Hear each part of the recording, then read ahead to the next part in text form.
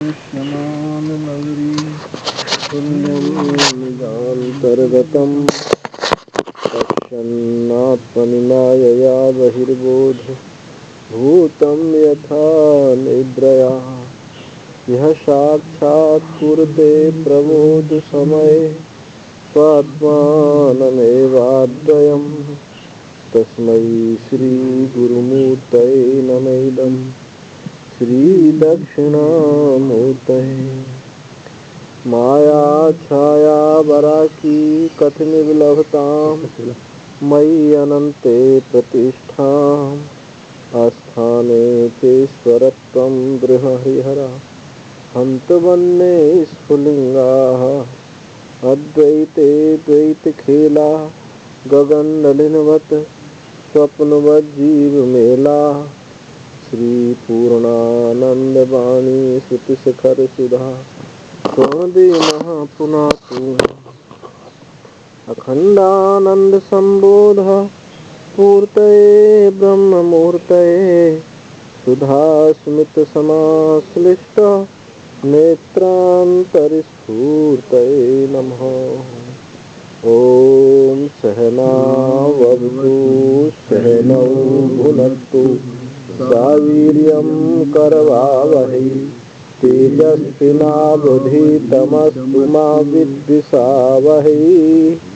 ओम शांति शांति शांति। कठोपनिषद ये यजुर्वेद कृष्ण यजुर्वेद का काठक शाखा के अंतर्गत है। तो पहले भी हम बताए थे कि उपनिषद ये संहितोपनिषद और ब्राह्मणोपनिषद है। कुछ भाग मंत्र के दो भाग हैं, वो वेद के दो भाग हैं, मंत्र और ब्राह्मण। तो कुछ उपनिषद मंत्र भाग में है, उसी को संहिता भी कहते हैं, और कुछ उपनिषद ब्राह्मण भाग में। तो ये जो उपनिषद है काठक शाखा के ब्राह्मण में ये उपनिषद है। तो ये यजुर्वेद है, ये कृष्ण यजुर्वेद है, कृष्ण यजुर्वेद की काठक शाखा। तो कृष्ण यजुर्वेद में पूरे यजुर्वेद में 101 शाखा, ये काठक शाखा है। तो इसमें नचिकेता और यम का संवाद है। यमराज इसमें आचार्य है, नचिकेता श्रोता है, जिज्ञासु। तो ये उपनिषद बहुत अच्छा है। बहुत सारे इसके अर्थ से, पूरे अर्थ से, शब्द से मंत्र गीता में भी आए। तो देखें, पहले भगवान भाष्यकार ने संबंध भाष्य लिखा है, तो संबंध भाष्य देखें।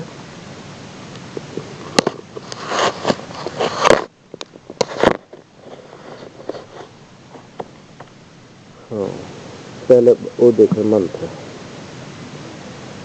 ओम सहना भवतु,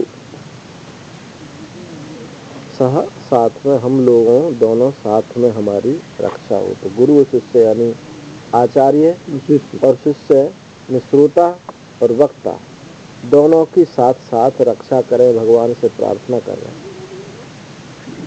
सहनौ भुनक्तु, हम दोनों को साथ साथ पालन हो, साथ साथ रक्षा हो। ऐसा ना हो गुरुजी बीमार हो जाए, पाठ बंद हो जाए, या कोई जिज्ञासु बीमार हो जाए, पाठ बंद हो जाए।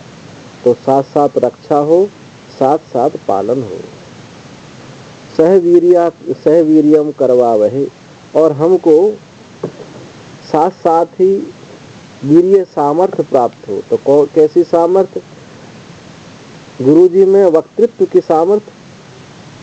विद्वान, देखो विद्वान हो, सब कुछ जानने वाला हो, लेकिन उसमें वक्तृत्व ना हो तो वो भी फिर बात बनती नहीं। ऐसे बहुत होते हैं, बड़े अच्छे विद्वान होते हैं, लेकिन उनमें वक्तृत्व नहीं होता। और यानी उनको कह दो मंच पर बोलने के लिए तो एक शब्द नहीं बोल पाते। अरे कैसा जानता कुछ नहीं, अरे ऐसा बोलेगा माइक को फाड़ देगा। तो वक्तृत्व की बात होती है। तो यहाँ वक्तृत्व सामर्थ्य गुरुजी में प्राप्त हो, और ग्रहण करने की सामर्थ्य शिष्य में, श्रोता में प्राप्त हो। तेजस्विनावधीतमस्तु, और हम दोनों के द्वारा जो विद्या अर्जन की गई है वो तेजस्वी हो, यानी फल प्रसूता हो, अज्ञान को ध्वंस करने वाले ब्रह्मनिष्ठा पर्यंत होनी चाहिए, तेजस्वी हो, और हम कभी आपस में द्वेष ना करें। गुरु शिष्य में भी द्वेष हो जाता है, गुरु शिष्य में भी द्वेष हो जाता है। कभी कभी लगता है कि शिष्य को ये गुरु जी इसको ज्यादा चाहते हैं, इस शिष्य को ज्यादा चाहते हैं, हमको तो चाहते नहीं। हाँ, ऐसा लगता है कि ये हमारे ऊपर इस हमको तो बस द्वेष करने लगे, हमारे ऊपर सवार रहते हैं, इनको कुछ कहते नहीं। तो ये जो है इस प्रकार का द्वेष ना हो। तो ये हुआ शांति पाठ। अब भगवान भाष्यकार ने मंत्र प्रारंभ होने से पहले भाष्य लिखा, इसको संबंध भाष्य बोलते हैं। तो संबंध भाष्य में सबसे पहले भगवान शंकराचार्य ये ब्रह्म विद्या के आचार्य कौन है यहाँ, यमराज, और ब्रह्म विद्या के जिज्ञासु नचिकेता, दोनों को ही प्रणाम करते। अभी प्रश्न उठता है कि गुरु जी को नमस्कार करना तो ठीक है, लेकिन चेला को क्यों नमस्कार करते हैं? तो भाई आज भविष्य में वो जो जिज्ञासु है वो भविष्य में आचार्य होगा, और नचिकेता ये जो विद्या जो है नचिकेता ने सुनी है यमराज से, वो ये जो मृत्यु लोक का आचार्य तो नचिकेता ही बनेगा। तो भविष्य में भविष्य वृत्ति से ये आचार्य ही है। तो दोनों के लिए नमस्कार करते हैं। ओम नमो भगवते वैवस्वताय मृत्युवे ब्रह्म विद्याचार्याय नचिकेत से च। जो मृत्यु ब्रह्म विद्या के आचार्य सूर्य के पुत्र और ब्रह्म विद्या के आचार्य यमराज के लिए नमस्कार हो गए, और नचिकेता के लिए नमस्कार हो गए, उनके लिए नमस्कार करते हैं।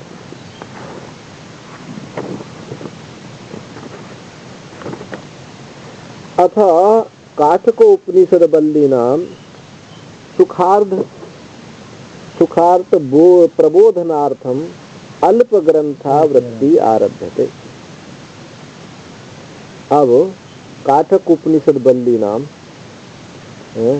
बल्लियों में बल्लियों का, जो इसमें बल्ली अध्याय की जगह बल्ली, तो काठक उपनिषद बल्लियों का सुखार्थ सुख के लिए, सुख पूर्वक प्रबोधन आया, सुख पूर्वक ज्ञान करने के लिए ये अल्प ग्रंथ वाली वृत्ति आरंभ की जाती है। विस्तार से कह रहे, विस्तार से नहीं कह रहे। अल्प ग्रंथ वाली वृत्ति, ये जो भाष्य है ये मैंने बहुत विस्तार से नहीं किया, संक्षेप से ही इसको किया है। तो अल्प ग्रंथ वृत्ति को आरंभ किया जाता है।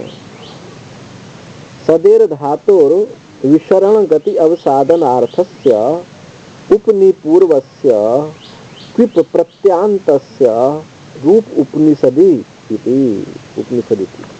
अब यहाँ उपनिषद शब्द की व्युत्पत्ति बता रहे हैं। उपनिषद शब्द कैसे बना व्याकरण की दृष्टि से? तो सद धातु है। सद धातु तीन अर्थों में प्रयोग होती है। एक तो विशरण, गति, अवसादन। सद धातु में, सद धातु तीन अर्थों में प्रयोग होती है। उसी में उप और नि उपसर्ग पूर्वक क्युप प्रत्यय होने से ये उपनिषद शब्द बनता है। तो जो तीन अर्थों में प्रयोग होता है तो उनका क्या अर्थ है? विसरण माने नाश, और गति माने प्राप्ति, और अवसादन माने शिथिल कर देना। जो इस अज्ञान का नाश कर देता है और ब्रह्म की प्राप्ति करा देता है, और या उपासना अर्थ में ले में तो वो संसार दृश्य प्रपंच को, अज्ञान को शिथिल कर देता है। तो यहाँ पर इस प्रकार से ये सद धातु जो है, सद धातु में उपनी उपसर्ग पूर्वक किप प्रत्यय होने से उपनिषद शब्द निष्पन्न होता है। तो उपनिषद शब्देन च व्याचिख्यासित ग्रंथ प्रतिपाद्य वेद्य वस्तु विषया विद्या उच्यते। इस उपनिषद शब्द से व्याचिख्यासित, जिसकी व्याख्या करना अभीष्ट है, उसका जो प्रतिपाद्य वेद्य वस्तु विषया, वो क्या है इसकी? इस उपनिषद शब्द से जिसकी हमको व्याख्या करनी है, उसका, उस ग्रंथ का प्रतिपाद्य वेद्य वस्तु विषय क्या है? विद्या। इस ग्रंथ का जो प्रतिपाद्य चीज है उसको कहा जाता है विद्या। उपनिषद से क्या प्राप्त होती है हमको? विद्या। केन पुनर्थ योगेन उपनिषद शब्देन विद्या उच्यते इति उच्यते। फिर किस अर्थ के योग से उपनिषद शब्द विद्या कही जाती है? फिर किस अर्थ के योग से ये उपनिषद को विद्या कहा जाता है? इति उच्यते, ऐसा बताते हैं। ये मुमुक्षुवः दृष्टानुश्रवित विषय तृष्णा संतः उपनिषद शब्द वाच्य वक्ष्यमाण लक्षणाम विद्या उपसद्य उपगम्य तन्निष्ठतया निश्चयेन शीलयन्ति तेषाम् अविद्यादे संसार बीजस्य विसरणात् विसनात् विनाशनात् इति अनेन अर्थयोगेन विद्या उपनिषद इति उच्यते। तथा च वक्ष्यति नित्यायतम मृत्युमुखात् प्रमुच्यते। फिर किस अर्थ से आपने कहा कि जिसकी हम व्याख्या कर रहे हैं, इस ग्रंथ का प्रतिपाद्य वेद्य वस्तु विद्या है, तो विद्या किस योग से, किस अर्थ योग से इसको विद्या कहते हैं उपनिषद को? तो कहते हैं जो मुमुक्षु दृष्टानुश्रविक विषय वितृष्णा, देखे हुए और सुने हुए विषयों से जिसको वितृष्णा प्राप्त हो गई है। ऐसा नहीं है कि जिन देखे वस्तुओं से वैराग्य हो, जो सुने हैं, आपने स्वर्ग नहीं देखा, यह लोक और परलोक, देखे सुने सबसे वैराग्य हो जाए, वो ऐसा उपनिषद शब्द वाच्य आगे कही जाने वाली विद्या को बताते हैं। तो उपसद्य उपगम्य, उपगम्य पास जा करके वो निष्ठ रूप से, निश्चय रूप से जो आचरण करता है उसको तेसाम अविद्या आदि, उस अविद्या आदि संसार बीज है, अविद्या जिसके आदि में है, फिर उसके कार्य हैं संसार सुख दुख मोह आदि, इस संसार बीज का जो नाश करने वाला है, इस अर्थ से ये विद्या उपनिषद जो है विद्या कही जाती है। तो उपनिषद शब्द का अर्थ क्या होगा? ब्रह्म विद्या। किसको करती है? जो मुमुक्षु है, जिनको संसार से वैराग्य हो गया है, वही उपनिषद वाच्य आगे कही जाने वाले विद्या के पास जाकर के, यानी उपनिषद श्रवण करके, उनको उसमें निष्ठा होने से निश्चय हो जाता है कि संसार बीज जो अज्ञान है उनका नाश हो जाता है और वो ब्रह्म तत्व में प्रतिष्ठित हो जाते हैं। तो इस अर्थ योग से जो उपनिषद विद्या कही जाती है। तथा च वक्ष्यति, आगे इसी उपनिषद में मंत्र है, निश्चायता मृत्यु मुखात् प्रमुच्यते। उस तत्व का निश्चय होने से वो मृत्यु के मुख से छूट जाता है। तो उपनिषद शब्द की, उपनिषद की व्युत्पत्ति हुई और उपनिषद शब्द का अर्थ विद्या है, और विद्या अमृतम अस्मृते, विद्या से अमृतत्व की प्राप्ति होती है। पूर्वोक्त विशेषणान मुमुक्षून वा पर ब्रह्म गम्यति इति ब्रह्म गम्यत्वेन योगाद ब्रह्म विद्या उपनिषद। और एक व्युत्पत्ति बता रहे हैं। पहले तो बताया अज्ञान नाश से, तीन आई थी ना, धातु के तीन रूप, विसरण, गति, अवसाधन। तो विसरण का तो बता दिया कि अज्ञान का नाश कर देता है, इसलिए ये उपनिषद है और यही विद्या है। अब प्राप्ति के अर्थ में बताते हैं। पूर्वोक्त विशेषणान मुमुक्षुन, पहले कहे गए विशेषणों से युक्त जो मुमुक्षु को, कौन विशेषण थे पहले? दृष्टानुश्रवित विषय वितृष्णा, जिसको इस संसार से वैराग्य होगा, देखे सुने से जो वैराग्य होगा, ऐसा मुमुक्षु को पर ब्रह्म गम्यति, पर ब्रह्म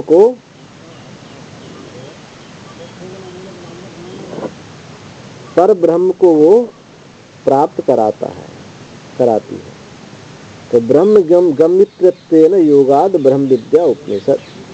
तो ब्रह्म को प्राप्त कराने वाला होने से, ब्रह्म को प्राप्त कराने वाले होने के इस योग से ये ब्रह्म विद्या जो है उपनिषद है। तथा च वक्ष्यति, आगे कहेंगे भी, ब्रह्म प्राप्तो विरजो अभूत विवृत्त्यु हो। आगे इसी में श्रुति आई है कि जो ब्रह्म को प्राप्त हो गया है, विरजो अभूत विमृत्यु, वो विरज हो गया है, यानी रज से, इस अज्ञान से दूर हो गया है, अभूत विमृत्यु, मृत्यु से छूट गया। ब्रह्म को प्राप्त हुआ पुरुष विशुद्ध हो जाता है और अमर हो जाता है, विमृत्यु हो जाता है, अमर हो जाता है।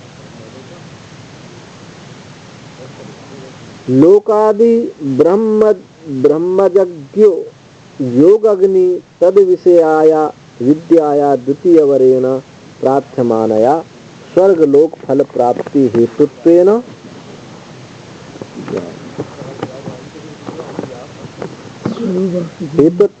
गर्भवास जन्म जरादि उपद्रव वृंदस्य लोकांतरे पौन्य पौन्येन प्रवृतस्य अवसादृत्वेन शैथिल्यापादनेन धात्वर्थ योगात् अग्नि विद्यापि उपनिषद इति उच्यते। लोकादि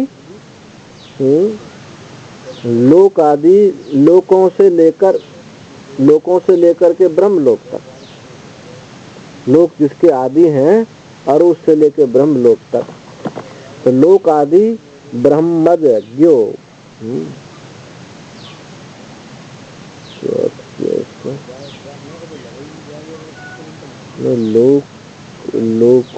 लोकादि ब्रह्मज्ञो यज्ञो यो अग्नि तद विषया। ये लोकों से पूर्व, लोकादि लोकों से पूर्व, लोकों से पूर्व सिद्ध जो ब्रह्मा है उनसे उत्पन्न, इन लोकों से पहले कौन है? ब्रह्मा। उन ब्रह्मा से उत्पन्न और जो ज्ञान स्वरूप अग्नि है, ज्ञान स्वरूप जो चेतन जो अग्नि है, तद विषया विद्याया, तद विषया जो विद्या, उस विद्या का जो विषय है, द्वितीय वरेण प्रार्थ्यमान, ये दूसरे वर्ण से जो वर्ष जो यमराज ने कहा था कि 3 वर मांगो, तो दूसरा वर मांगा था अग्नि विद्या, नाचिकेत विद्या। तो दूसरे वर्ण के द्वारा, वर के द्वारा प्रार्थ्यमाना, प्रार्थना की जाने वाला, जो स्वर्ग लोक फल प्राप्ति का हेतु है, जो स्वर्ग की प्राप्ति कराने वाला है, जो गर्भवास जन्म जरादि उपद्रव वृंद लोकांतर में बारंबार जो प्रवृत्त होता है, उसको अवसादृत्वेन, ये शैथिल्यापादनेन, शिथिल करने वाला, इस धातु अर्थ योग से अग्नि विद्या भी उपनिषद कहा गया। तो जो यमराज से जो वरदान मांगे थे, उसमें दूसरा जो वरदान है, कोई मुझे अग्नि विद्या का ज्ञान कराओ, यानी स्वर्ग की विद्या। अब इस विद्या का उपयोग किया जा सकता है, यदि स्वर्ग प्राप्त सकाम रूपता से करे तो स्वर्ग प्राप्त होगा, फिर आएगा, फिर जाएगा।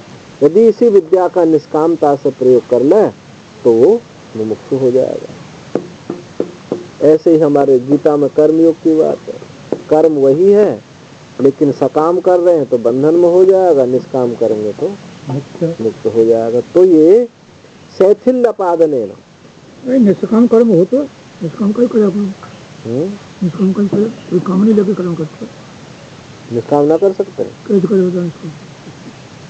आप बताओ कैसे नहीं कर सकते? पूछ रहे हैं निष्काम तो कोई करते ही ना, सब काम नहीं करते। एक होता है निष्काम, एक होता है निष्प्रयोजन। निष्प्रयोजन कोई नहीं करता, निष्काम तो कर सकता है। निष्काम, हाँ हाँ, एक निष्प्रयोजन अलग चीज है, निष्प्रयोजन कोई नहीं कर सकता। कोई प्रयोजन तो लेके हाँ, हाँ, लेकिन निष्काम कर सकता है। हमको कुछ नहीं चाहिए, कामना मतलब मुझे कुछ नहीं चाहिए, लोक हित के लिए हो, सबके उद्धार के लिए हो, ऐसा वो निष्काम है, वो निष्काम हो जाएगा। लेकिन निष्प्रयोजन नहीं हो सकता। निष्प्रयोजन तो आपका ब्रह्म ज्ञान भी नहीं है। कोई प्रयोजन लेके बैठे, तभी आप जो है निष्काम, निष्प्रयोजन नहीं बैठे आप, निष्प्रयोजन नहीं बैठे आप, निष्काम बैठे हो। ये निष्प्रयोजन में आवे, वो निष्काम में आवे। जैसे ये जो निष्प्रयोजन में आएगा, निष्काम में, निष्काम में आएगा, निष्प्रयोजन में नहीं आएगा। प्रयोजन तो है ही, कोई काम बनाना है। हाँ, इससे ये प्रयोजन आपका हो, अरे यहाँ स्वामी जी पाठ सुना रहे हैं, कुछ लोग आ जाएं, कुछ दान दक्षिणा दे में आश्रम कुछ बन जाए, ये बन जाए, तब निष्काम नहीं होगा, तभी सकाम हो जाएगा। जब कुछ कामना ही नहीं है हमको, है तो बस अपना, हमको जो है ब्रह्म विद्या हमारे जीवन में प्रकट हो, अज्ञान ध्वंस हो, तो ये प्रयोजन है। कामना कहाँ? कामना तो संसार के फल की प्राप्ति कामना होती, यही बात है। तो ये शिथिलता करने वाला है इस योग, इससे वो अग्नि विद्या भी जो है को भी उपनिषद कहा। तथा च वक्षति, आगे कहेंगे भी, श्रुति है इसी में, स्वर्ग लोका अमृतत्वम भजन्ते, इस स्वर्ग लोक अमृतत्व को प्राप्त होता इत्यादि। तो इससे दो, अभी तो उपनिषद की परिभाषा में ये बात आई कि उपनिषद ही ब्रह्म विद्या है और एक अज्ञान को नाश करने वाला है, और दूसरी परिभाषा बताई ब्रह्म को प्राप्त कराने वाला है, और जो अग्नि विद्या बताई ये शिथिल करने वाला है, यानी अवसाधन करने वाला है, शिथिल कर देता है। जो निष्काम कर्म करते हैं तो उनके अज्ञान को शिथिल कर देता, पूर्ण रूप में मारता नहीं है। तो इसलिए वो भी उपनिषद ही कहा है। उपासना जो है ये भी उपनिषद ही कहा जाता है। तो इस दृष्टि से ये इस में इस सब धातु के तीन अर्थों से तीन परिभाषा बताई। अब शंका करते हैं कि ननु उपनिषद शब्देन अध्येतारो ग्रंथमपि अभिलपन्ति, लसंति होना चाहिए, लसंति, अभिलसंति, विलसंति,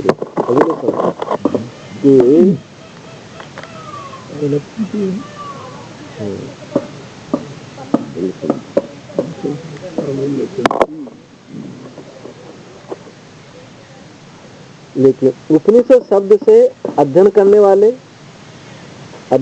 वाले अहम और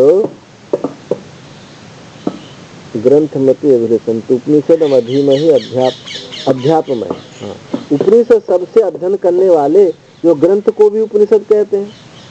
अभी जो पुस्तक है, आप कहते हैं ना कि उपनिषद, पहले केन उपनिषद है, कठोपनिषद है, तो जो अध्ययन करने वाले इस पुस्तक को भी उपनिषद कहते हैं। उपनिषद अधीमहे, हम उपनिषद पढ़ते हैं, अध्यापयामा, हम उपनिषद पढ़ाते हैं, ऐसे ग्रंथ को भी उपनिषद कहते हैं। इति का, तो उसका समाधान कहते हैं, एवं नई से दोषो अविद्या आदि संसार हेतु विश्रणादे सद्धातु अर्थस्य ग्रंथ मात्रे असंभवात विद्यायाम च संभवात। ये कोई दोष नहीं है, ये जो कहा आपने ये कोई दोष नहीं। इस प्रकार एवं नैष दोष, ये दोष नहीं है। अविद्या आदि संसार हेतु विसरण आदि, अविद्या आदि जो संसार का हेतु का जो विसरण है, नाश है, ये इस सब धातु अर्थ का ग्रंथ मात्र में संभव नहीं है। पुस्तक को ब्रह्म ज्ञान नहीं होता, पुस्तक को कोई अज्ञान ध्वंस नहीं होता, जन्म मरण से नहीं छूटता। तो ग्रंथ मात्र में असंभवात विद्यायाम तो संभवात, विद्या में ये संभव होगा। अब विद्या कहाँ प्रकट होती है? ये पुस्तक में प्रकट नहीं होती, विद्या इस पुस्तक के माध्यम से हृदय में प्रकट है। तो कहने को कह दिया जाता है मौन, क्योंकि उस विद्या का प्राकट्य इस पुस्तक से हो रहा है, इस पुस्तक के पढ़ने से सुनने से हो रहा है, तो इसको गौण रूप से पुस्तक को उपनिषद कह दिया, पर वस्तुतः ये जो है हृदय में प्रकट होती है। ग्रंथ मात्रे असंभवात, ग्रंथ मात्र में संभव नहीं होने से विद्यायाम असंभवात, विद्या में संभव होती है। ग्रंथस्यापि तादार्थेन तत्शब्द उपपत्ति, ग्रंथ का भी उस अर्थ रूप से, तादार्थ रूप से उस शब्द से उसका प्रयोग कर दिया जाता है। जैसे आयुर्वै घृतम, घी क्या है? आयु है। अब घी जब खाया जाएगा तब उसको आयु प्राप्त होएगी खाने वाले को, और कह दिया जाता है कि घी आयु है। तो ऐसे ही पुस्तक जो है उपनिषद है, ऐसे इस अर्थ में इस पुस्तक को उपनिषद कह दिया जाता है। जो इसको ग्रहण करेगा हृदय में प्रकट होगी, ऐसे ही जो घी खाएगा वो जो है उसकी आयु बढ़ेगी। इस अर्थ में उसको प्रयोग कर, यानी गौण अर्थ में पुस्तक को उपनिषद कह दिया जाता है। इत्यादिवत तस्माद् विद्यायां मुख्यया वृत्तियो उपनिषद शब्दो वर्तते ग्रंथे तु भक्त्या इति। इसलिए विद्यायाम, विद्या का ही मुख्य वृत्ति से ही विद्या में ही उपनिषद शब्द वर्तता है। मुख्य वृत्ति से विद्या में ही उपनिषद शब्द वर्तता है। ग्रंथे तु भक्त्या, ग्रंथि में तो केवल गौण रूप से उसको कहा दिया जाता है। एवं उपनिषद शब्द निर्वचनेन वचनेन एव विशिष्ट अधिकारी विद्यायां मुक्त है। इस प्रकार उपनिषद शब्द के निर्वचन से विशिष्ट अधिकारी विद्या में कहा गया है। इस विद्या का अधिकारी कौन है? बता दिया, दृष्टानुश्रविक, जो दृष्टानुश्रविक विषय वितृष्णा, इस लोक से परलोक से जिसको वितृष्णा हो गई है, उसको कुछ अच्छा नहीं लगता इस प्रकार से, तो वो इसका विशिष्ट अधिकारी विद्या में कहा गया है। तो विषयस्य विशिष्ट उक्तो विद्याया परब्रह्म प्रत्यगाति भूतम। तो अधिकारी, विषय, संबंध और प्रयोजन, अनुबंध चतुष्ट। तो विषय क्या है इसका? अधिकारी तो होगा दृष्टानुश्रविक, विषय वितृष्णा, वैराग्यवान साधन संपन्न अधिकारी हुआ इस विद्या का। और विषयस्य विशिष्ट, विषय का विषय क्या कहा गया? विशिष्ट उक्त विद्या का विषय क्या कहा गया? पर ब्रह्म प्रत्यगात भूतम, जो प्रत्यगात भूत जो ब्रह्म है वो इसका विषय है।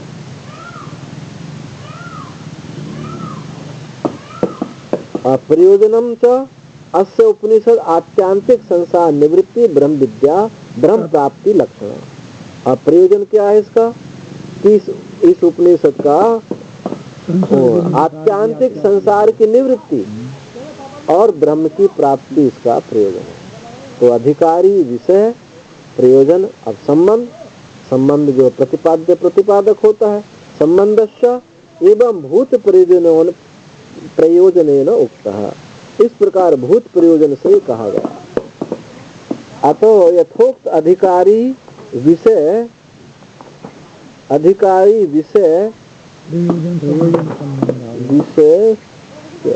अच्छा, हाँ, तो पहला वाला याद हो आगे, बीच पलट कर देखने लगा मैं, तो उसमें ऐसा चलता था ना, उल्टा उल्टा। तथा अतो यथोक्त अधिकारी विषय प्रयोजन संबंध या विद्याया कर्तन न्यस्तामलकवत् प्रकाशकत्वेन विशिष्ट अधिकारी विषय प्रयोजन संबंधा एता बल्यो भवन्ति इति। तो संबंध क्या? एवं भूत प्रयोजन, इसी भूत प्रयोजन से कहा गया, यानी प्रतिपाद्य प्रतिपादक। अतः यथोक्त अधिकारी विषय प्रयोजन संबंध की विद्या का करतल नस्त आमलकवत, हाथ में रखे हुए आमले के समान प्रकाशक करने वाला होने से ये विशिष्ट अधिकारी विषय प्रयोग संबंध वाली ये बल्ली कही जाती है। तो इन बल्लियों में कौन है विशिष्ट अधिकारी विषय प्रयोजन संबंध की, ये जिनको ये प्राप्त है वही इस बल्ली के पढ़ने के सुनने के अधिकारी हैं। अतः ता प्रति यथा प्रतिभानम व्याचक्षमे, अतः उसका जैसा हमको प्रतिभान हुआ है हम उसकी व्याख्या करते हैं। आचार्य कहते हैं जैसा मुझको समझ में आई है मैं इसकी व्याख्या करता हूँ। तत्र आख्यायिका विद्या स्तुत्यर्थ, उसमें जो आख्यायिका जो कथा दी है नचिकेता यमराज की, ये तो विद्या की स्तुति के लिए है। आख्यायिका के माध्यम से वो विद्या अच्छे से समझ में आ जाती। तो ऊषण कामाय मानो ह वा, मंत्र देखें, ओम ऊषण वै वाजश्रवसः सर्ववेद समददौ तस्याह नचिकेता नाम पुत्र आशा। और देख लेते हैं, तम ह कुमार संतम दक्षिणासु नीयमानासु श्रद्धा विशेष सोमन्यत पीतोदका जगभितृणा दुग्ध दोहा निरेन्द्रिया आनंदा नाम ते लोका तांस गच्छति ता ददत् सहोवाच पितरम तत्कस्मै माम दासशीति द्वितीयं तृतीयं तम होवाच नत्वे प्राददामीति बहुनामेति प्रथमो बहुनामेनि मध्यमा बहुनामेनि प्रथमो बहुनामेनि मध्यमा किम सुदयमस्य कर्तव्यं यन्मयाद्या करिष्यति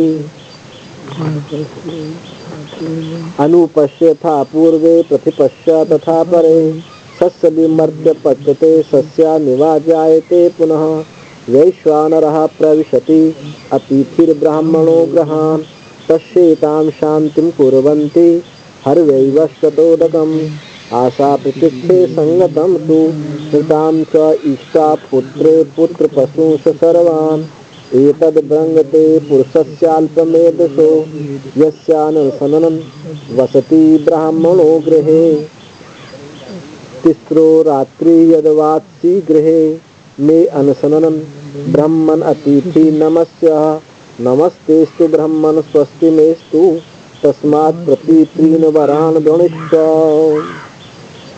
बस यहीं तक है।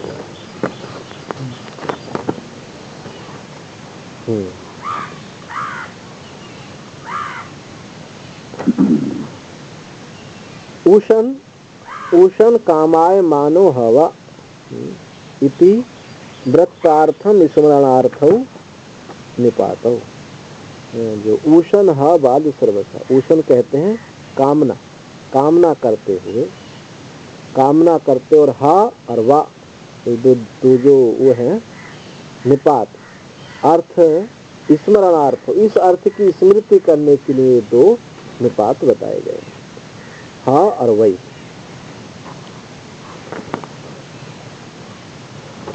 बाजश्रवसः बाजम अन्नम तद्दान आदि निमित्तम श्रवो यस्य स बाजश्रवा रूढ़ितो वा तस्य अपत्यम बाजश्रवसः किल विश्वजेता।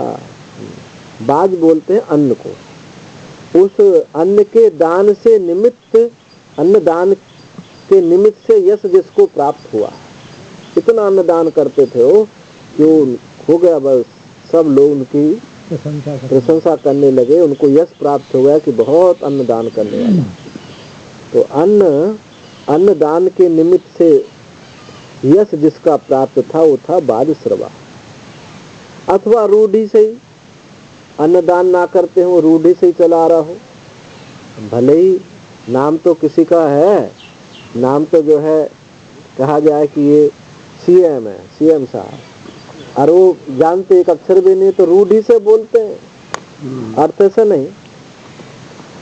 तो यहाँ अथवा रूढ़ी से समझ लो कि नाम बाजश्रवा रहा होगा, या तो अन्नदान करता होगा, और ऐसा ना होगा तो रूढ़ी से बाजश्रवा बोलते हैं। तस्या पुत्र, उनका जो पुत्र था बाजश्रवसः, उनका पुत्र का नाम था उनका पुत्र कौन हो गया? बाजश्रवसः। कुंती के पुत्र कहोगे कौन थे? ऐसे ही तस्यापत्य सूत्र लगने से वो बाद सर्वसा शब्द बन गया। तो बाद सर्वसा जो है ये कहे जाने लगे। तो बाद सर्वस ने विश्वजिता नामक यानी सर्वजित नामक यज्ञ करने की कामना की। उसने एक यज्ञ करना चाहते थे, सर्वजित नाम का, विश्वजित नाम का यज्ञ किया। इसमें सब कुछ दान कर दिया जाता। सर्वमेधेन ईजे तत्फलम कायमाना। सर्वमेधेन, सर्वमेध से, उस सर्वमेध यज्ञ के द्वारा उसका फल की कामना उसने की कि मैं यज्ञ करूंगा, इसका फल मुझे प्राप्त होगा। स तस्मिन् क्रतौ सर्ववेदसम सर्वस्वम धन ददौ दत्तवान। उस क्रतु में, उस यज्ञ में सर्ववेदसम सर्वस्वम धन, सब धन जो है दे दिया। ये जो प्रयाग का जो कुंभ लगती है ना, अर्ध कुंभ, ये हमारा कोई ऐतिहासिक पौराणिक कुंभ नहीं है। कुंभ तो 12 साल में लगता है। ये 6 साल वाला जो है ये किसने शुरू किया? राजा हर्षवर्धन। राजा हर्षवर्धन प्रत्येक कुंभ में यही सर्वजित याग करते थे, विश्वजित याग करते थे। सब अपना राजपाट आदि सब कुछ दान में दे देते, सब साधु ब्राह्मणों को दान में दे देते। कौन सी आयत? तो उनकी बहन उनको यानी अपने कपड़े भी दान कर देते थे। लंगोटी पहनाती थी उनकी बहन। और सब ब्राह्मण लोग प्रार्थना करते थे कि हम इस राज्य को नहीं चला सकते और हम वो उनको फिर राज्य पर बिठा देते थे, क्योंकि ऐसा अच्छा राजा हमको दान देने वाला, हमारी अच्छी बुरी सोचने वाला कौन होगा, इसलिए राजा तो आप ही रहे, हम तो दान लेते रहे उनको। फिर तो ऐसे वो 12 साल में ही प्रत्येक कुंभ में ऐसा करते। अब उन्होंने कहा कि 12 साल तो बहुत होते हैं, इस 6 साल में यह माघ मेला लगता ही है, इसी को बड़ा करो, यहाँ अर्ध कुंभ लगाओ। तो 6 साल में करने लगे। तो राजा हर्षवर्धन ने ये शुरू करवाया। तो उसको ये है विश्वजित याग, सर्वजित याग। उसमें सब कुछ दान में दे दिया जाता है। तो उसका फल शास्त्र ने बताया प्राजापत्य प्राप्त, वो ब्रह्म लोक की प्राप्ति उसको बताइए विश्वजित याग। तो उन्होंने उसी कामना से उन्होंने यज्ञ किया। तस्य यजमानस्य नचिकेता नाम पुत्र किल आस बहु। उस यजमान का एक नचिकेता नाम का पुत्र था। तो तमह नचिकेतसम तमह कुमार संतम दक्षिणासु नियमानासु श्रद्धा विशेष सोमन्नत। तमह नचिकेतसम कुमारम प्रथम वयसम संतम अप्राप्त प्रजनन शक्तिम बालमेव श्रद्धास्तिक्यम बुद्धि पितुर्हित काम प्रयुक्त आविशेष प्रविष्टवत। उस नचिकेता जो था कुमार था, नचिकेता कुमार किसको बोलते हैं? प्रथम वयसम, पहली जो अवस्था है जिसमें अप्राप्त प्रजनन शक्ति को संतान उत्पन्न करने की सामर्थ्य इसमें नहीं होती है, उसके बाल ही कुमार नचिकेता कुमार था, बालक ही था, ये कहने का तात्पर्य। श्रद्धा आस्तिक्य बुद्धि, उसमें पिता की हित कामना प्रयुक्त उसमें श्रद्धा उत्पन्न हुई, श्रद्धा का आस्तिक्य बुद्धि का प्रवेश हुआ। तो कस्मिन काले इतिहास, किस काल में ये श्रद्धा उत्पन्न हुई? तो कहते हैं ऋतिभ्य सदस्यभ्यश्च दक्षिणासु नियमानासु विभागेन उपनीयमानासु दक्षिणार्थासु गोसु स आविष्ट श्रद्धा नचिकेता अमान्यता आलोचितवान। किस समय श्रद्धा उत्पन्न हुई? कि ऋतुजों के लिए और सदस्यों के लिए, दक्षिणासु, दक्षिणा के लिए गाय ले जा रही थी, तो उनका विभाग कर रहे थे। कि अच्छी अच्छी गाय तो गौशाला में रखो और ये जो बेकार वाली इनको सब ब्राह्मणों को दान में दो। तो दक्षिणासु विभागे न उपनियमाने सु, विभाग के द्वारा प्राप्त की जाने वाली दक्षिणा के लिए गाय छांटी जा रही थी। अब कहाँ वो विश्वजित याग होएगा? थर्ड क्लास की दी जा रही है। हाँ, थर्ड नहीं, और देखना आगे विशेषता बताएंगे गायों की कैसी दी जा रही है। दक्षिणार्थे, दक्षिणा के लिए उनका विभाजन किया तो उस समय श्रद्धा, उस समय श्रद्धा जो है आविवेश, श्रद्धा प्रकट हो गई। तो उसने अमान्यता आलोचित बाल उसने विचार किया कि ये पिताजी जो है अच्छी अच्छी गाय तो मुझको रख रहे हैं और जो बेकार है उनको ब्राह्मणों को दान में दे रहे हैं, तो इनका आखिर होगा क्या? इनकी दान देने की, असर्वस दान देने की ये प्रतिज्ञा कर रहे हैं, तो इनका तो आगे भविष्य जो है इतना नरकगामी हो जाएंगे। तो ऐसा विचार करके उसके हृदय में पुत्र में श्रद्धा प्रकट हुई कि पिता का कल्याण हो। पितु हित काम प्रयुक्त आविशेष प्रस्तुति, पिता की हित कामना से पुत्र में श्रद्धा प्रकट हुई। कैसी गाय थी देखो, पीतोदका जगध तृणा दुग्ध दोहा निरेंद्रिया अनंदा नाम ते लोकास्तान स गच्छति ताददात। ऐसी गाय कथमिति उच्चते, किस प्रकार से थी? पीतोदका इत्यादि जल पी चुकी। दक्षिणार्था गावो विशेषण, तो दक्षिणा के लिए जो गाय दी जा रही थी उनकी विशेषता बताते हैं। कैसी कैसी?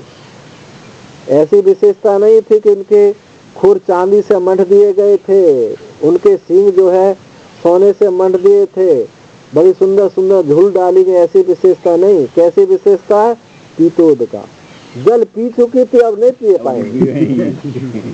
पीतोदका, पीतोदका जिन्होंने जल पी लिया था अब आगे पीने की सामर्थ्य नहीं कि पी सके।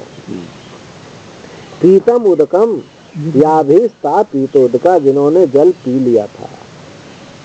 जगद तृणा, जिन्होंने घास, जगदम भक्षितम तृणम, या भी जिनके द्वारा घास खा ली गई थी आगे घास अब नहीं खाई जाएंगी। जगद तृणा।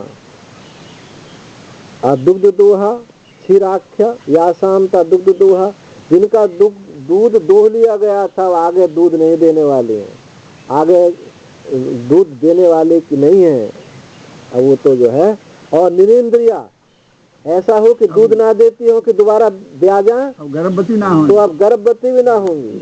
निरेंद्रिया प्रजन समर्था जीना निष्फला गावा इत्यर्था, अब उनमें प्रजनन सामर्थ्य भी उनमें नहीं है। ऐसी सामर्थ्यवान गाय थी, ऐसी जो जीना बुद्धि निष्फला बिना दूध वाली ऐसी गाय जो है छांटी जा रही थी कि ये गाय ब्राह्मणों को दो और ये अच्छी गाय छांट लो। अपनी गौशाला में ऐसा काम चल रहा था। ऐसा देख करके नचिकेता को श्रद्धा उत्पन्न हुई पिता की हित कामना से। यास्ता एवं भूता गा ऋतिभ्यो दक्षिणा बुद्धिया ददत प्रियच्छन ताजो, जो इस प्रकार की भूत गाय जो है, इस प्रकार की गाय ऋतिव्यों के लिए दक्षिणा बुद्धि से दिया जाना जो है दी गई।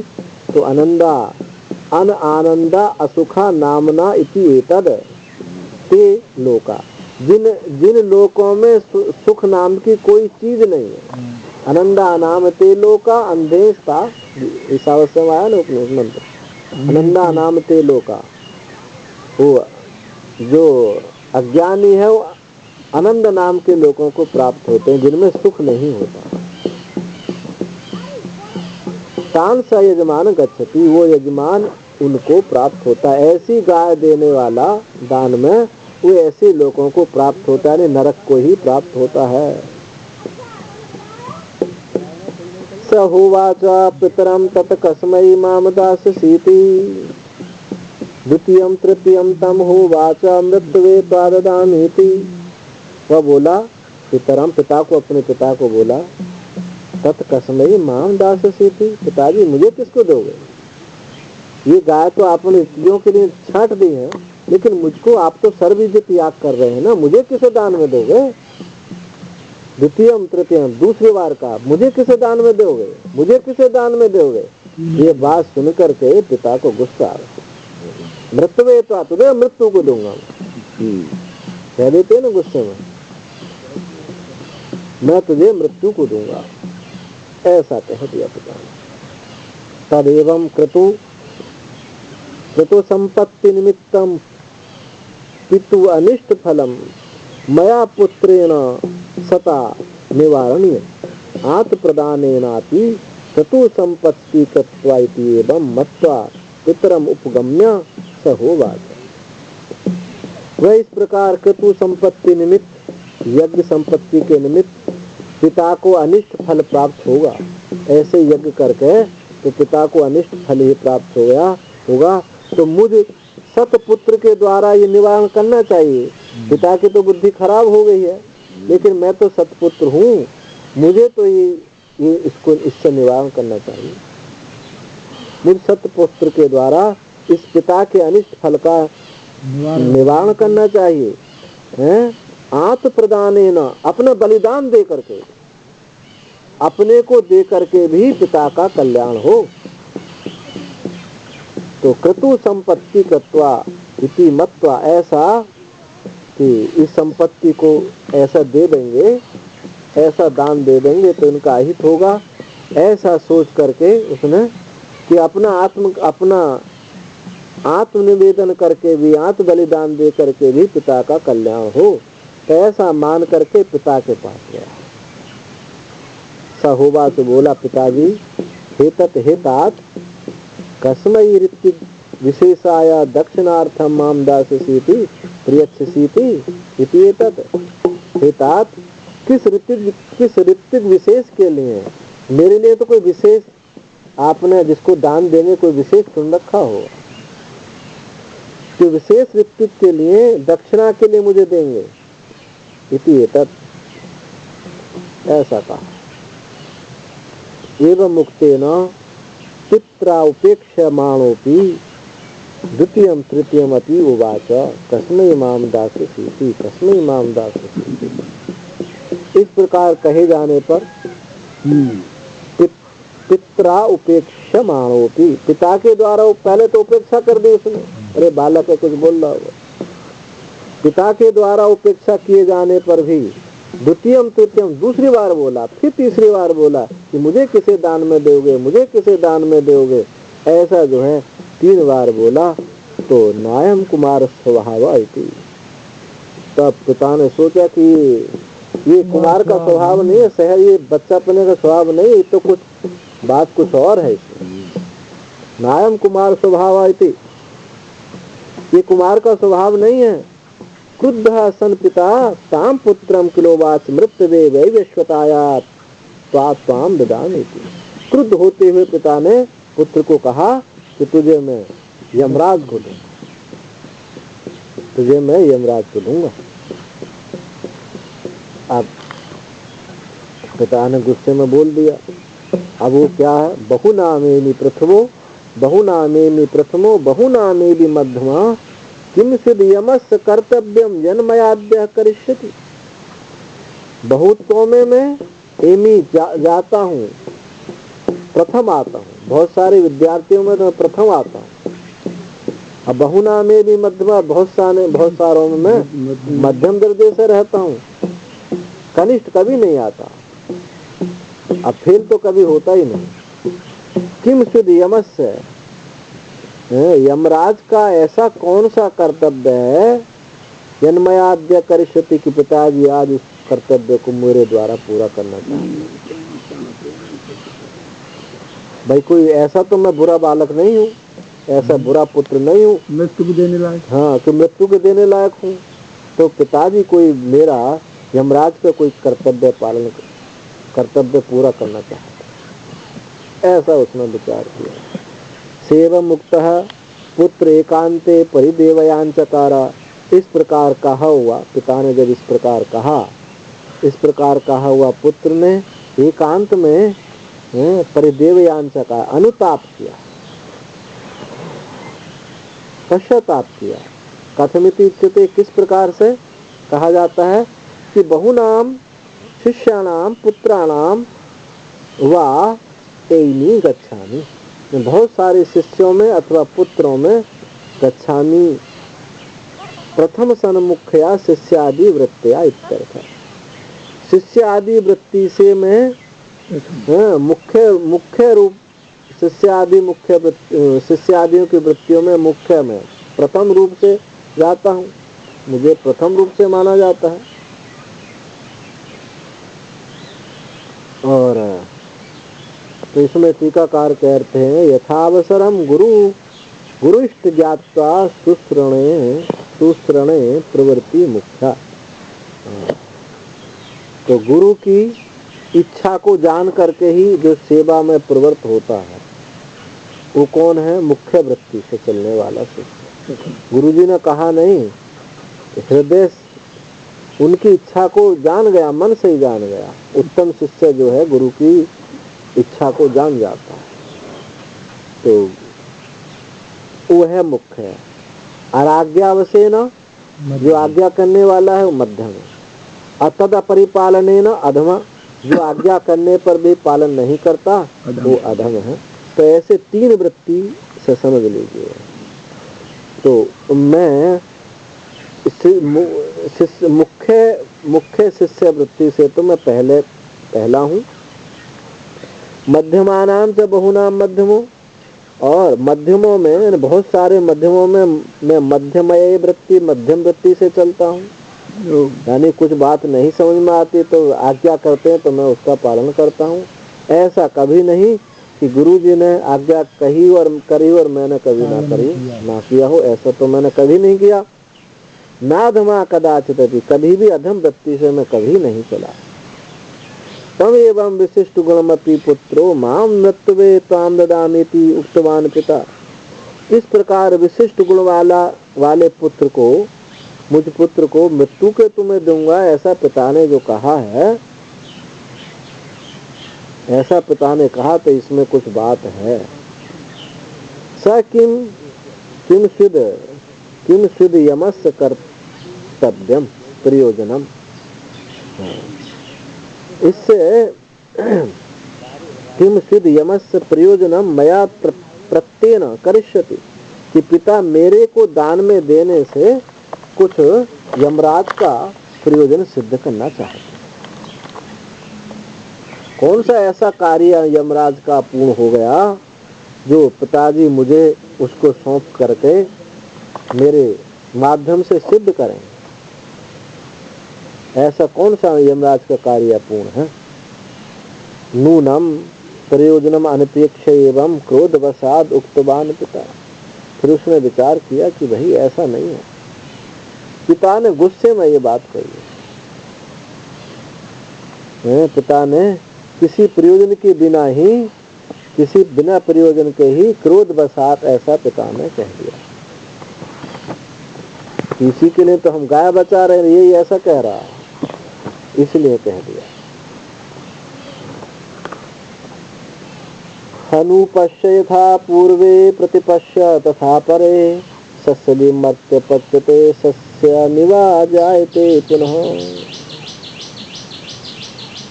अनुपश्य यथा पूर्व, जैसे पूर्व में जो हमारे पूर्वज हुए हैं, अनुपश्य व्यवहार किया है उन्होंने, उनको देख करके जैसा पूर्व जिन्होंने हमारे पिता पितामह ने व्यवहार किया है उनको देखें। अनुपश्य उनको देखो, प्रतिपश्य तथा परे, और आज भी इनके अलावा भी जो और लोग हैं व्यवहार कर, उनको भी देखना चाहिए। तो सस्य में मरते पच्यते के मनुष्य जो है धान की तरह बोया जाता है, पक जाता है, फिर उसको बोया जाता है। ऐसे मनुष्य है कि मनुष्य ये नहीं देखता कि मैं क्या कर रहा हूँ, मेरे पूर्वजों ने क्या किया है, इस समय भी श्रेष्ठ पुरुष क्या कर रहे हैं, इस वास को ना देख करके और अपने जो है क्रोध काम लोभ मोह से अपना कर रहा है। ये नहीं देखता कि मरना सबको। ये मनुष्य जो धान की तरह पकते हैं फिर जो है फिर बोए जाते हैं, ऐसे संसार चक्र चल रहा है। इनको ये भी तो देखना चाहिए कि हमारे पूर्वजों ने ऐसे ही यज्ञ किए थे, आज भी अच्छे पुरुष क्या ऐसे ही यज्ञ कर रहे हैं। तो इस प्रकार पिता उसका नचिकेता ऐसा विचार कर रहा है। तथापि तत्पितु बचो मृषा मा भूत इति मत्वा परिदेवना पूर्वकमाह पितर शोकाविष्टम किम मया उक्तम।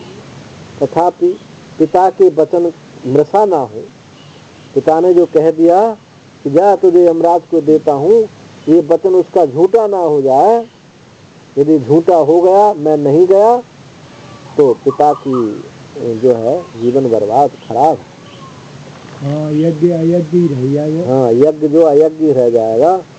तो मृषा माम भूत, ये वचन झूठा ना हो, इस प्रकार मान करके परिदेवना पूर्वकमाह, यानी पश्चाताप अनुताप करते हुए पितर्म शोकाविष्ट, पिता के शोक से आविष्ट हुए कि किम मया उक्तम, मैंने क्या कह दिया, मुझे नहीं कहना चाहिए था कि पिता रुष्ट हो गए, मुझे ऐसा नहीं कहना चाहिए था। ऐसा देवना अनुताप पूर्वक कहता है। अनुपश्य आलोचया निभालया अनुक्रमेण यथा येन प्रकारेण व्रता आचरण पूर्व अतिक्रांता पितु पिता महादया तव।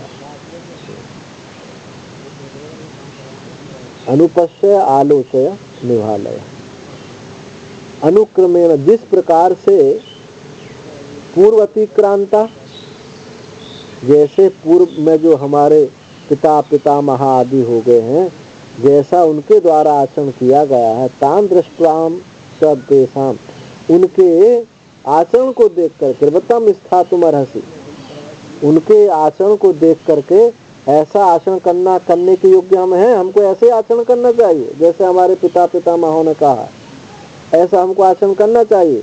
वर्तमानस्य चापरे, और दूसरे जो वर्तमान में है साधु श्रेष्ठ पुरुष, यथा वर्तनते, जो इस समय विद्यमान है, तांश प्रतिपश्यालोचया, उनको भी देख करके हमको व्यवहार करना चाहिए। अपने पूर्वजों को भी, और आज जो अच्छे लोग हैं उनको भी देख करके व्यवहार करना चाहिए। ना चातेषु मृषाकर्ण व्रतम वर्तमानम वास्ति, उनका मृषाकर्ण व्रत, उनका झूठा जो आचरण नहीं था नहीं, और वर्तमान में भी नहीं है, पहले भी नहीं ऐसा आचरण उन्होंने किया है, और आज भी श्रेष्ठ पुरुष वर्तमान में नहीं कर रहे हैं। तद विपरीतम असताम च व्रतम मृषाकरणम, उनके विपरीत जो असत व्रत मृषाकरण, उनका जो गलत आचरण है, उनके विपरीत असताम, उनके विपरीत जो असत पुरुष हैं, उनका ऐसा जो आचरण है वो उसको नहीं करना चाहिए। नाचा मृषा कृत्वा कश्चित अजरमरो भवति, और मानी ऐसा करके भी कोई अजर अमर नहीं होता। कहते ना लोग में, भैया इतना तुम हमारी 4 बीघा जमीन तो लेकर कोई अजर अमर तो ना हो जाए, हैं? जाना मरना तो तुझको भी है, थोड़ा नियत को संभाल करके व्यवहार करो। तो वही कहा कि नाचा मृषा कृत्वा कश्चित अजर अमरो भवति, इसको मीठा, इसको जो असद आचरण करके कोई अजर अमर नहीं होता। कहता क्योंकि सस्य विमर्त्य मनुष्य पच्यते जीवनो मृत्यते, क्योंकि ये मनुष्य तो मरने को ही पैदा हुआ है। तुम ऐसा मत सोचो कि हम अजर अमर रहेंगे ऐसा करके, क्योंकि सस्य विमर्त्य, ये धान की तरह मनुष्य पकता है, जीर्ण होता है, मर जाता है। नत्वाचा सस्य में वजायते आयुर्भवति, और मर करके फिर धान की तरह फिर बोया जाता है, फिर पैदा होता है। पुनरेवम अनित्य जीव लोके किम रसाकरणेन, फिर इस अनित्य जीव लोक संसार में तुम गलत आचरण करके क्या करोगे। मरना सबको है, सब यहीं रखा रह जाएगा, कोई छाती पर रख कर नहीं ले जाता है। इसलिए झूठ गलत व्यवहार करने से क्या प्रयोजन है। नशा करने न किम, नशा इस नशा आचरण से क्या प्रयोजन है जब सबको मरना ही है।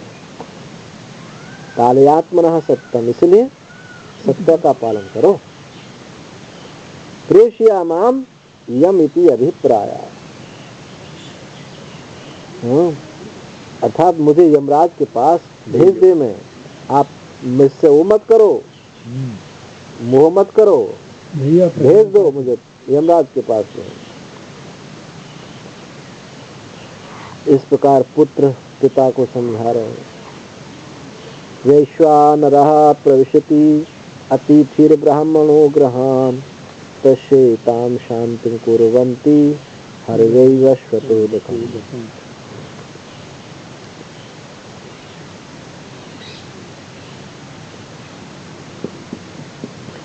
हाँ, तो कहा स एव मुक्तः पिता आत्मनः सत्यतायै प्रेषयामास। वह इस प्रकार कहा हुआ पिता ने जो कहा था वो इसको सत्य करने के लिए उसको भेज दिया। नचिकेता पुत्र के ऐसा कहने पर पिता ने अपनी सत्यता की रक्षा करने के लिए उसको यमराज के पास स च यम भवनम गत्वा तिस्रो रात्रि उवास यम प्रोषिते।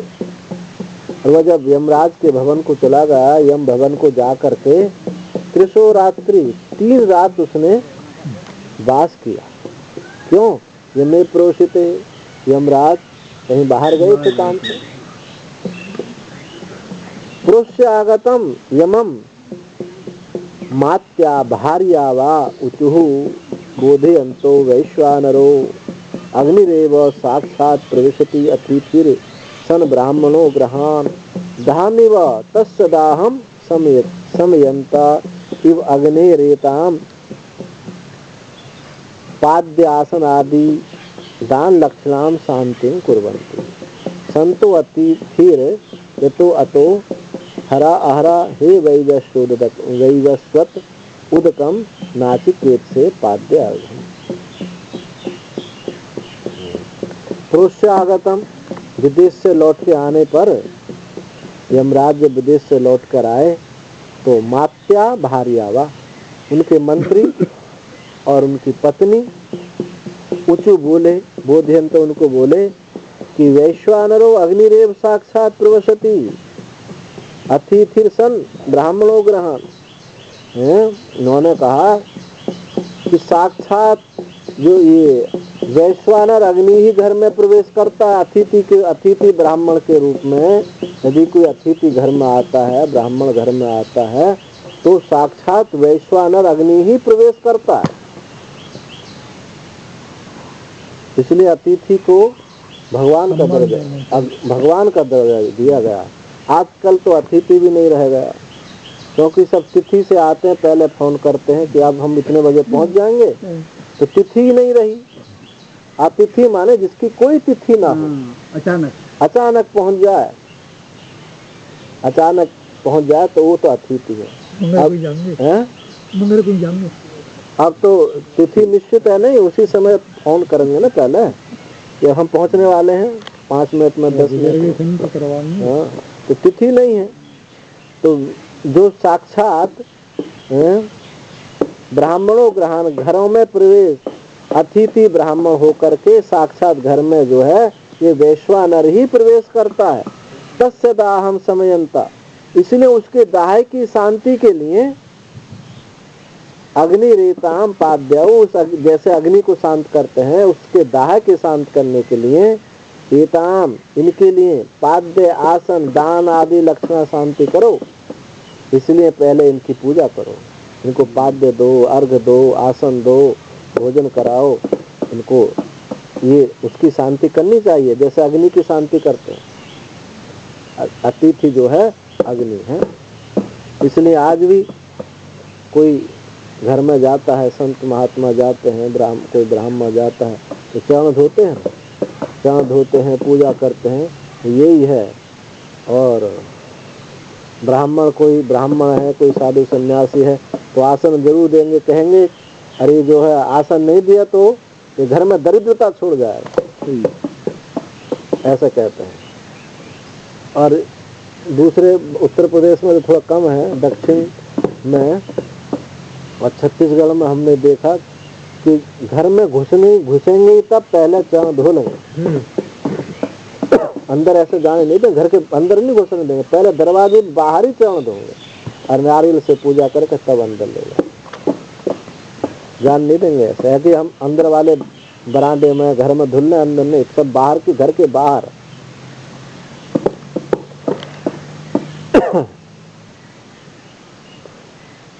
अग्ने एताम पाद्य आसन आदि दान लक्षणाम शांतिम कुर्वन्ति।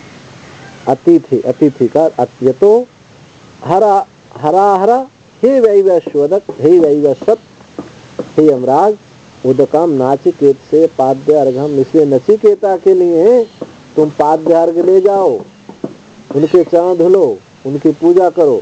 ये साक्षात अग्नि है, अतिथि है और ब्राह्मण है। अतिथि बहुत खतरनाक होता है और उसमें भी ब्राह्मण हो तो और ज्यादा अग्नि हो गई, अग्नि और प्रभाव बढ़ गया। इसलिए जला देंगे, जाके उनके पाद जल ले जाओ, उनके चरण धुलो। ततश्च आकरणे प्रत्यवाय सूर्य, तुम ऐसा नहीं करोगे तो तुमको प्रत्यवाय दोष लगेगा। प्रत्यवाय बोलते हैं ना करने में जो दोष लगता है, हम भगवान का भजन ना करें, संध्या वंदन ना करें, वो है हाँ प्रत्यवाय। शुभ कर्म, अपने नित्य कर्म ना करना, अपने वर्ण आश्रम उचित कर्मों को ना करने से प्रत्यवाय। प्रति अब आया, उल्टे नीचे को गति, नीचे को गिरते। प्रत्यवाय दोष का मतलब उसको ऊपर को गति नहीं बढ़ती, नीचे को गति जाती, उल्टा नीचे की तरफ दुर्गति उसकी होने लगती है। आशा प्रतीक्षे संगतम शून्यताम चेष्टा पूर्ते पुत्र पुत्र पशुंस सर्वान् एतद् ब्रंगते पुरुषस्याल्पमेधसो यस्यानसनं वसति ब्राह्मणो गृहे।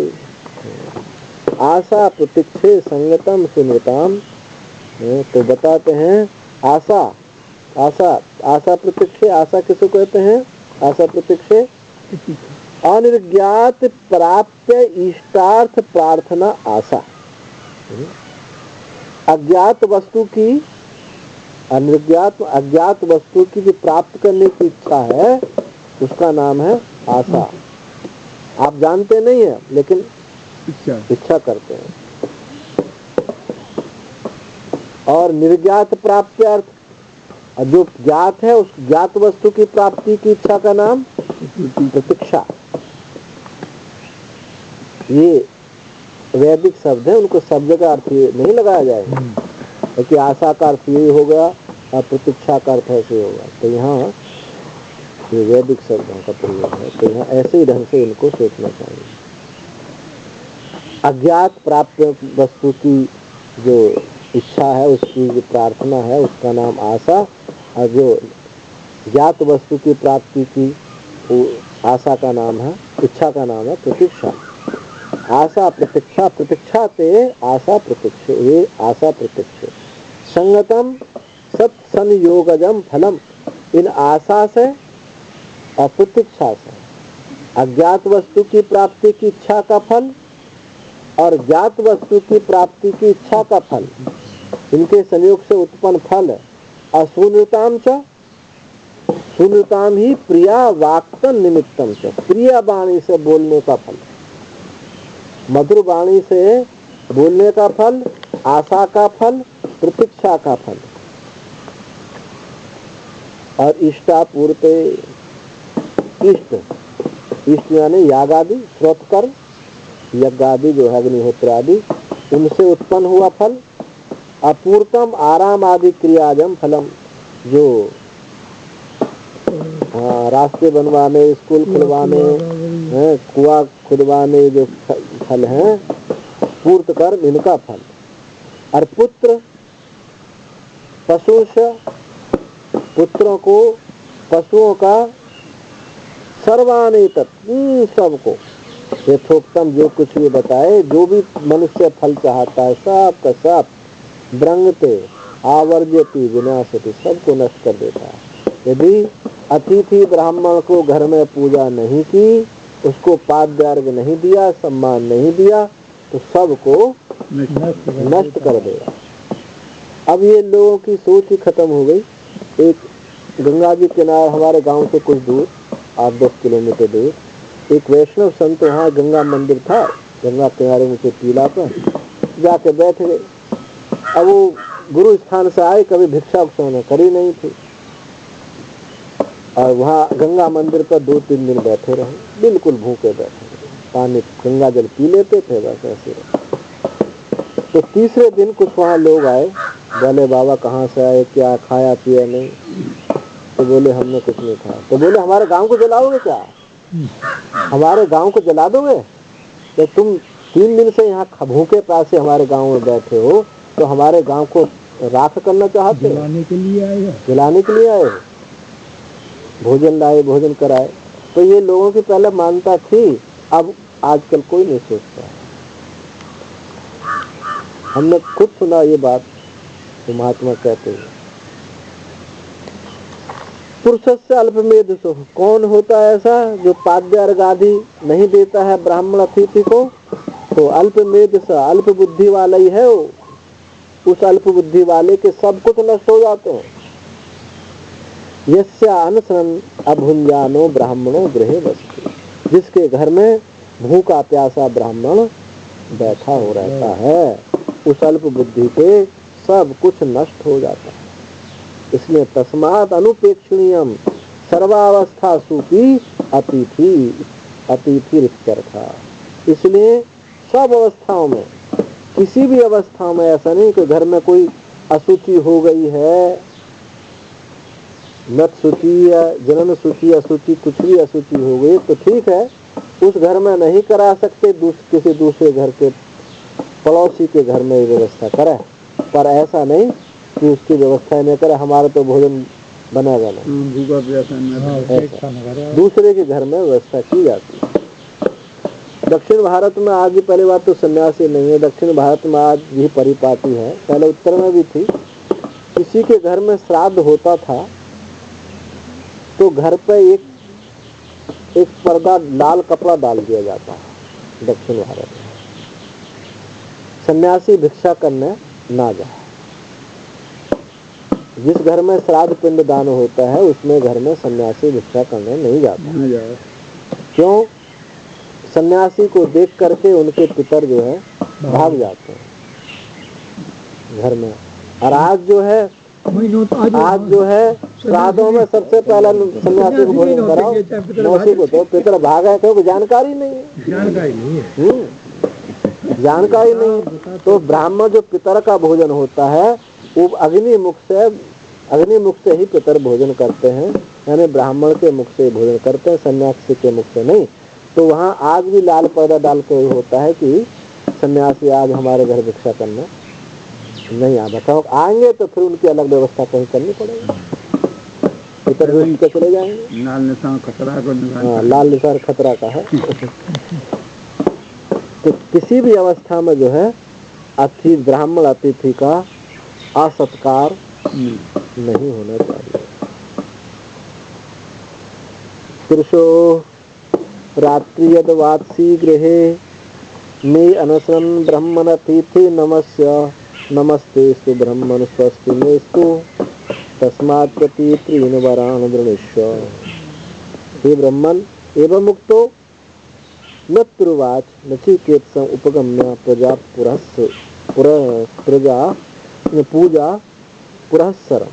पूजा पूर्वक नचिकेता के पास जाकर के महाराज बोले, पहले पूजा करी और फिर बोले कृशो रात्रि यद यस्मात् अवात्सी उषितवानसी गृहे में मम, कि आपने 3 रात्रि मेरे घर में वास किया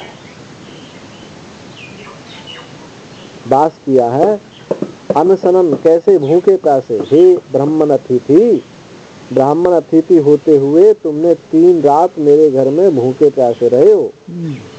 इसलिए नमस्कार अर्हस्य, एक तो ब्राह्मण अतिथि हो और भूखे प्यासे रहो तो नमस्कार के योग्य हो, मैं आपको नमस्कार करता हूँ। तस्माद नमस्ते तुभ्यम अस्तु भवतु, इसलिए आपको नमस्कार होए, आपको नमस्ते तुभ्यम, आपके लिए नमस्कार हो, मैं आपको नमस्कार करता हूँ। हे ब्राह्मण, स्वस्ति भद्रम में अब मेरा ऐसा मत करना, मुझे साप वाप मत देना, 3 दिन भूखे रहे हैं, तो मैं ब्राह्मण स्वस्ति, मेरा कल्याण हो, ऐसा आशीर्वाद भी दें, आप प्रसन्न हो। मैं अस्तु तस्माद भवतु अनशनेन मद ग्रह वास निमित्त दोषात तत्प्राप्ति उपशमेन। इसलिए आपका बिना भूखे खाए पिए मद ग्रह वास निमित्त मेरे घर में जो आपने भूखे प्यासे रह करके जो वास किया, इस दोष से जो प्राप्ति, इस दोष की प्राप्ति से जो यानी जो अनर्थ होने वाला है उसका शांति हो। यद्यपि भवद अनुग्रहेण सर्वे मम स्वस्ति, यद्यपि आपकी कृपा से मेरा सब कल्याण होगा, तथापि तो भी तदधिकम प्रसादनार्थम, आपकी अधिक प्रसन्नता से प्रसादनार्थम अनशनेन उचिताम एक एकाम रात्रिम प्रति 3 वरान गणेश्वर अभिप्रेतार्थ विशेषान प्रार्थयस्व मत। यद्यपि आपके अनुग्रह से सब मेरा कल्याण हो गए, तो भी आपकी अधिक प्रसन्नता से आपके जो आपने जो खाया पिया नहीं था, अनशनेन उचितवान, आपने जो 3 दिन भूखे प्यासे रहे, तो उनके प्रति 3 दिनों के प्रति एक एक काम प्रति एक रात्रि के प्रति एक रात्रि के प्रति 3 वरदान मांग लो। अभी 3 वरदान मांगो, और जो आपको अच्छा लगा, अभिप्रेत विषयान, जो आप भी चाहते हैं वो 3 वरदान प्रार्थस्व मुझसे मांग लो, ऐसा यमराज ने कहा। तो अब शांत संकल्प सुमना यथा स्यात् वीतमन्युर्गौतमो माभिमृत्यो तत्प्रशिष्टम माभिवदे प्रतीत एतत्त्रयाणां प्रथमं वरं वृणे। अब यमराज को नचिकेता वर मांगते हैं। अब कल देखेंगे, कल क्या वरदान लेंगे। ओम पूर्णमदः पूर्णमिदं पूर्णात् पूर्णमुदच्यते पूर्णस्य पूर्णमादाय पूर्णमेवावशिष्यते। ओम शांति शांति शांति।